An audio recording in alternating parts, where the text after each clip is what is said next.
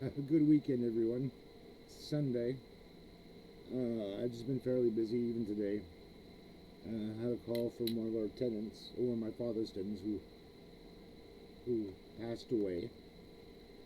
My father, I should say, passed away on April 17th, around quarter to 10 at night a year ago. So, got a call. Actually, the tenants upstairs actually called to let my mom know, which in turn let me know something was wrong with the toilet. I was only told last minute. You know how things go. You only get as, oh yeah, you have to do this, you have to do that. So um, today I actually had to go out. I had to pick up my cigs as usual. Came back home, made lunch for my mom and I, which is basically waffles and a new waffle iron that my mom actually got, so it wasn't so bad.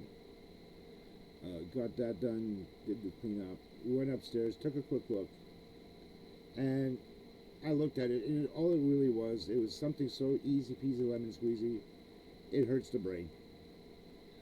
It's the flushing mechanism for the toilet on the outside, the little handle that you press to pull the plug up to let the water flush the toilet that's in the bowl per se. Well, that actually just not really broke per se, but it was just kind of out of the socket where it actually gets put in. And the upstairs said, "Oh, it's broken, it's broken." So I looked at it, it's not broken. It was just not flush with the hinge that it attaches itself to. So I reattached it. It's fine now. But they usually think that everything should be snapped in tight and all that. Things like this, the way they make these attachments for the toilet, like for the lever and all that, it's all made of plastic. It's quicker to replace those things and get it done. Anybody can actually do it. You don't need to have a plumber there. I took a look at it. It took me under 20 minutes to put in the new rod and all that to get everything working. So got that done. It's working fine. It's just that they thought it actually cracked, which it didn't. And I took a quick look at it, and it didn't crack. It was just that they probably, without knowing, which is human human user interface, so to speak, that sometimes it's apt to happen. We don't realize it. They just probably pulled it off, ever so slowly pulled it off, and it just wouldn't handle flushing the toilet. So it's not a big deal. It's something that we all learn by. It's a learning experience for them, and I just took a look and said, it's not broken. It's still usable. The worst case scenario that I might do when it happens again for them, and I know they're going to panic because they don't know nothing. I'm just new to being kind of like the landlord repairman of things like this, and I took a look at it. It's like, it's not broken. We can easily use hot glue in order to get things done on it, to get it tied down, so that way they don't bitch and complain, because tenants like to bitch and complain. What else? Oh yeah, finally got my Roku. I bought on Friday my new Roku, the Roku Ultra. It's the streaming devices that you can actually stream video off of the internet. The one that I had one previously to it. It was an earlier model for both the CRT and the LED display, or the LED TVs. Because I had a connection on the older one, which I can use RCA jacks, one for the left and right audio, and the yellow one, which is actually for the video portion of it. It was 3 separate channels for the earlier ones, for the old CRTs. On the newer ones, like the LCD TVs, they're more or less using the HDMI connections on those, which is the signal and the signal for the video and audio being set on the same set of connectors on it. And I had to replace that one because it kept itself rebooting every so often when you tried to get it started up. So it just it had its fun at the time. It had its day in the time, and it was like well over 10 years old. So I got that replaced, set the new one up, and it didn't take too long. People think this takes a long time. It doesn't. It's a simple plug and play type of device. I was going to say plug and pray, because going back to the computers, they used to be plug and pray, and you hope that it worked if you didn't have the drivers for it. So in this case, you didn't need drivers for something like this, and turned it on. Went through the typical login screen. Luckily, because I did have a previous Roku. All I have to do is put in my current emailing address associated with the login details and all that, and the password.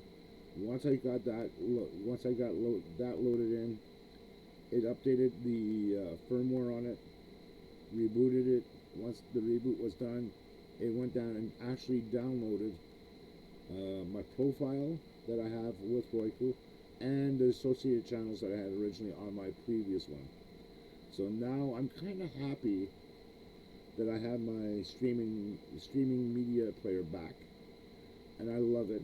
And the one thing I also love about this, besides the remote being fully rechargeable, and you can talk to it too by pressing the microphone button, just because I can.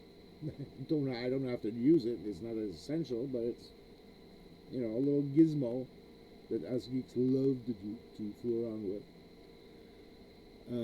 just to have a good time with it, you know. And it's been a good little thing so far. I have no complaints. It's been snappy and loading up the channels that I have. I haven't checked for any other ones because I don't need any other ones. The ones that I have there are plenty.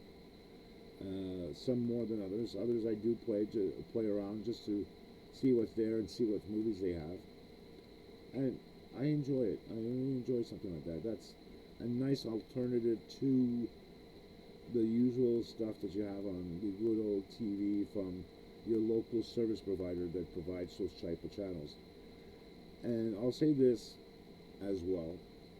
In any media streaming device, whether it's with Roku or the Fire Stick from Amazon or a similar device, you will have certain channels that, yes, you will have to pay a monthly subscription. Netflix is one of them. There are several other ones out there as well that you pay a monthly subscription to. I haven't been charged anything on those ones. I don't even use Netflix at home. I don't even use Netflix on my Roku account. The ones I've usually stuck to are practically free. There are some where they say, well, so there will be some channels where, in order to bypass the commercials, they do have a free account that you can actually create with them, and you log in with that, and you avoid any of the commercials that usually gets put up instead of actually logging in. So that's a benefit of having that, and that I don't mind too much, so long as it's a one done deal with them. So that's a good thing on it.